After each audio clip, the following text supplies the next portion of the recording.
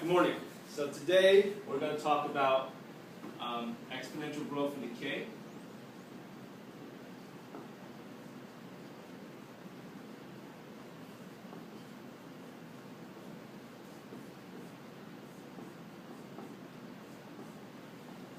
Before I do, let me start with what it means for y to be proportional to x.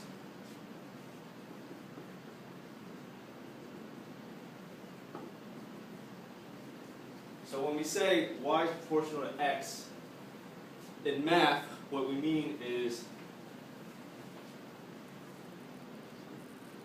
y is not quite equal to x, but it's equal if I add on a multiplying constant. So when I say y is proportional to x, I mean y equals k times x, where k is just some number.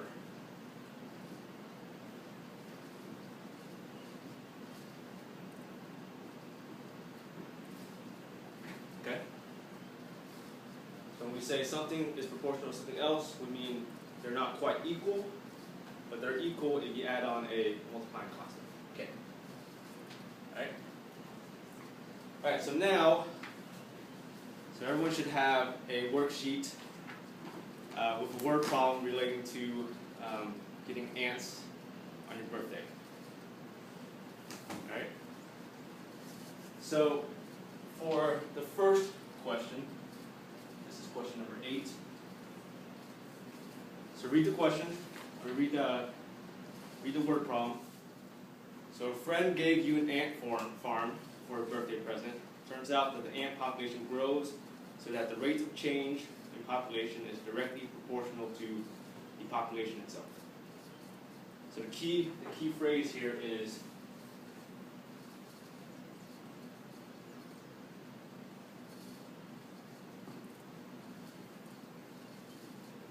rate of change of population proportional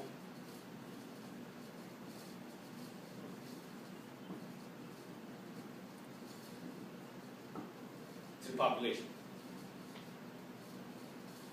So what I want to do is I want to translate this into math language.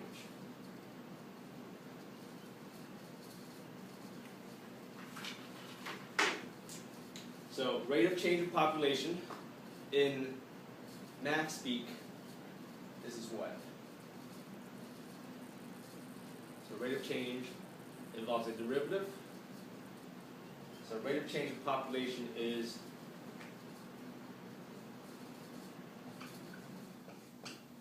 dp dt.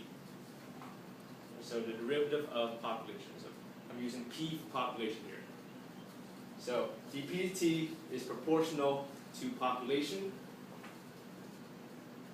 So what does that mean? It means they're not quite equal, but they're equal if I add on this k.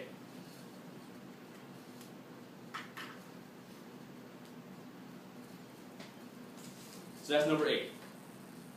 So write a differential equation that expresses this relationship. So this is a differential equation.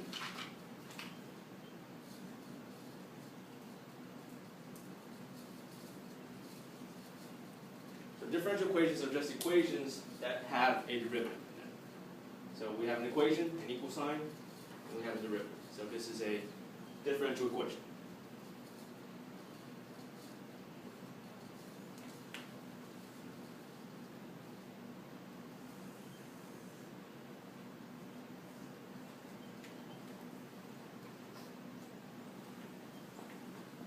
So number 9 wants you to solve this differential equation using separation of variables. So what does it mean to solve a differential equation? So we're looking for p with the property that if I take its derivative, I get k times p. Right, there's some function out there with the property that when I take the derivative, I get p times k. So our task is to figure out what function that is.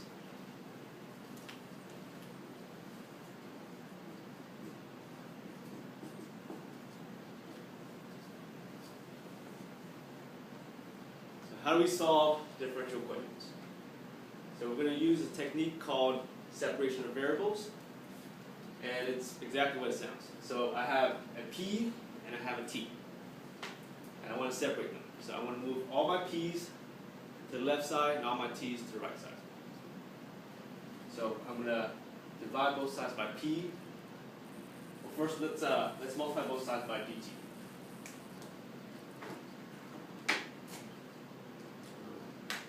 dt. The dt's on the left side kind of cancel out. So now I have dp equals k p dt. Let me divide both sides by p. Move the p to the left side.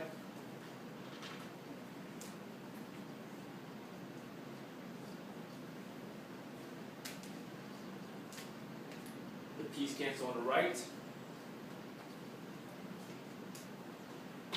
And I'm left with dp over p equals k dt.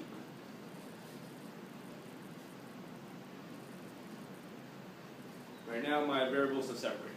So all my p's on the left side, all my t's on the right side. This is called variable separation. Yeah, separation of variables. Separation of variables.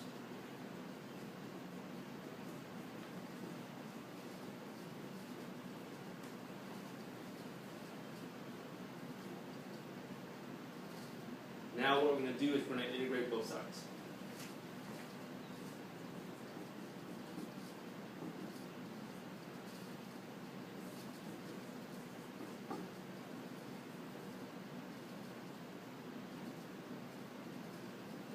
On the left, let me rewrite this as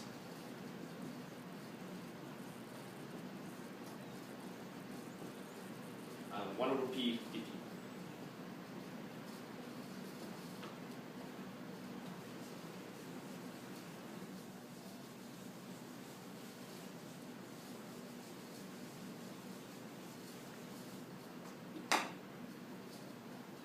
Alright, do you remember what the antiderivative of 1 over p is?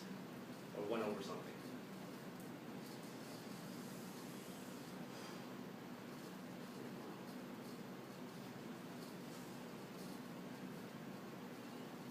So like, you probably saw like this on the graph.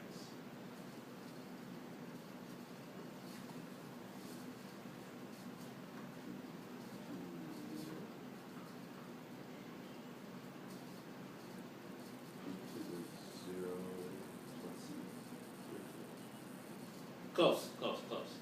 If you do that, you're going to have to divide by 0. Right? If you add 1 and divide by a new exponent, it'll be x to the 0 divided by 0, which is a problem. So this is the special case where you don't do the add 1 to the exponent, so it's a log. Right? This is it's log x plus c. So, on the left side, if I integrate that, I'll get log p. So that's integrating the left side. The right side, I'm integrating a constant. So what's the antiderivative of a constant? Yeah, good. K times x, but here our variable is t, so it's k times t. So on the right side is k times t plus some constant.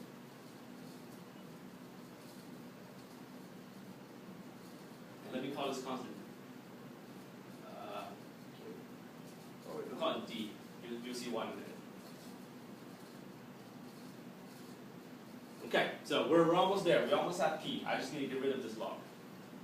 So to get rid of this log, I'm going to exponentiate both sides. So e to the log equals e to the kt plus d. On the left side, the e and the log cancel. I'll give me absolute value p. On the right side, it's fine where it is, but let me split them up. So e, k times t, e to the d.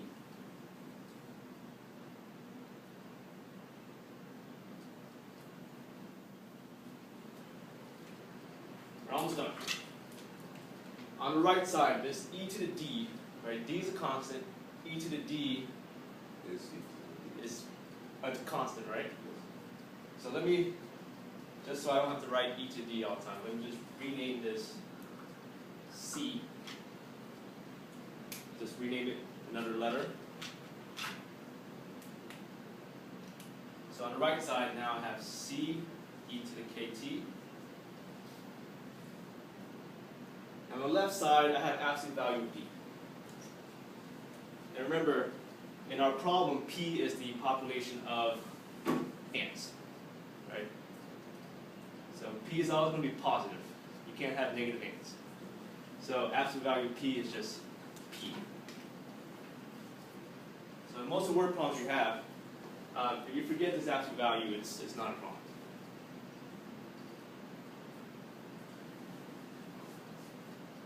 All right, we solve the differential equation. This is the solution. So you can check, if you take the derivative, you get k times e. So that's number 9. Number 10.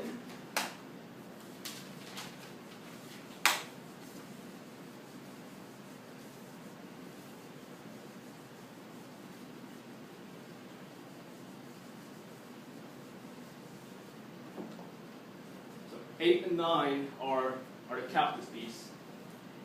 The rest is mostly pre-calc pieces that hopefully is reviewed. So number 10. Alright, so 10 says there were originally 50 ants on a farm. So in words, what does that mean? It means when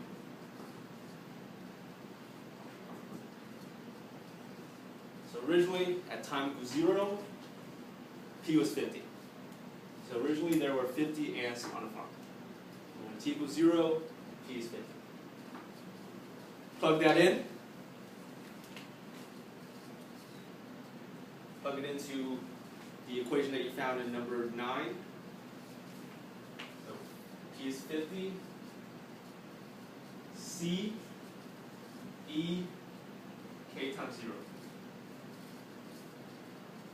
On the right side, e to the k times 0 is e to the 0, which is 1.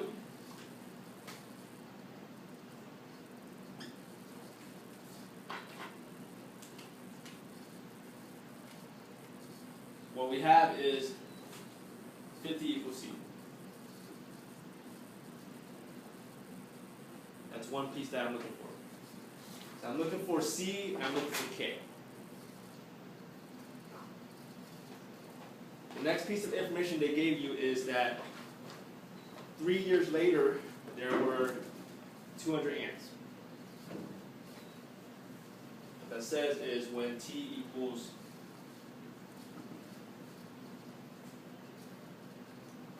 3, p equals 200.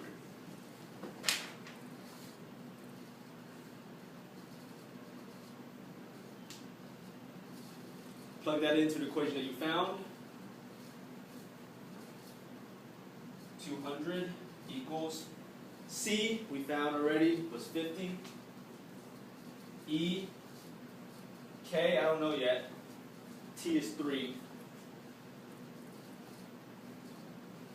Now solve for k.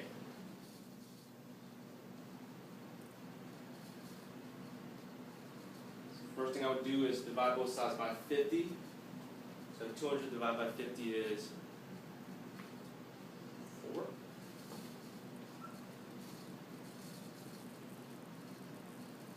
Write k times 3 as 3k. Now I'm almost there. Take your natural log of both sides. So log 4.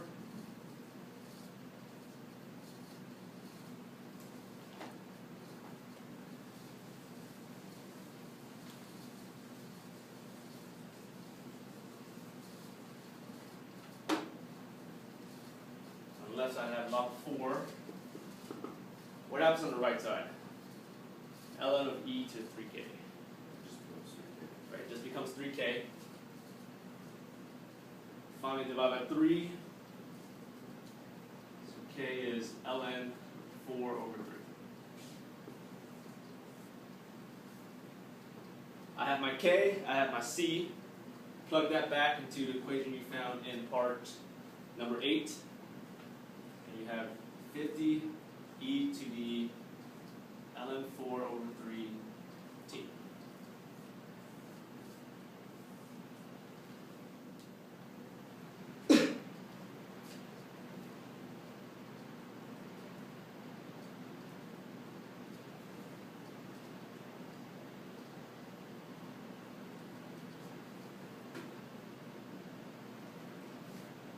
Now I have an equation that tells me exactly how many ants I have at any time. Alright, if I want to know how many ants there are, like on number 12, how many ants would there be 30 years after receiving your present? Using this particular equation. What?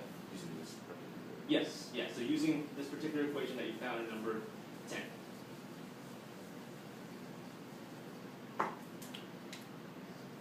So we're skipping 11 for now?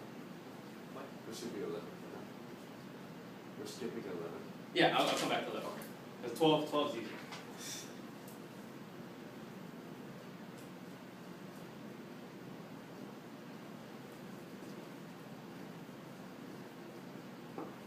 How many ants after 30 years? What would you do here? Well, splitting this. T equals 30. I want to know what P is. Using my particular equation that I found in number 10.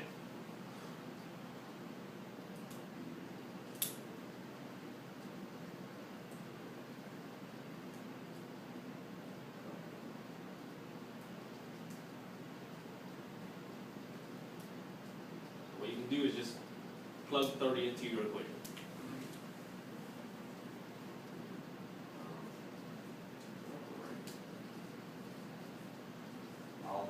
According to what my calculator says, I have about 52,403,800. That sounds about right.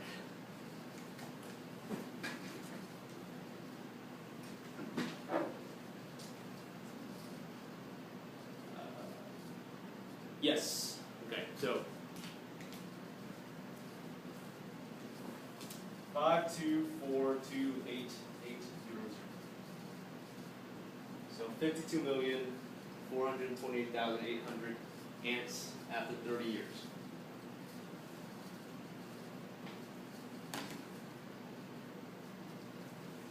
Alright, that was the easy one. Number 11. After how many years will you have 100,000 ants? What it's asking is, P is 100,000. What's T?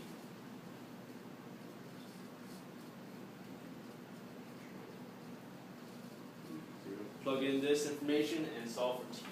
So divide that by E. Take the natural log on both sides, correct? Yes. So divide by 50. Take the natural log on both sides.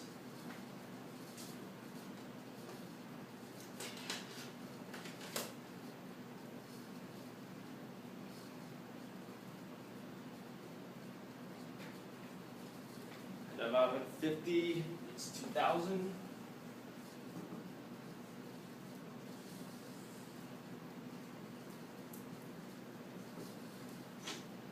Take log on both sides.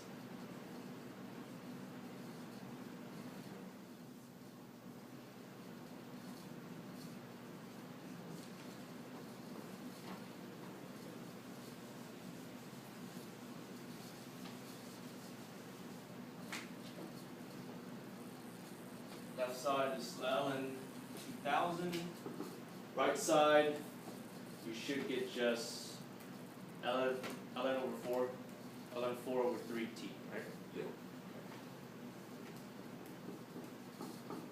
Finally divide, you're almost done. No approximation, correct? Yeah, you can plug into your calculator. Okay.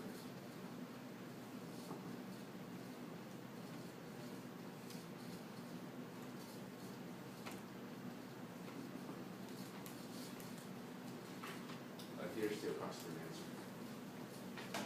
16.4487.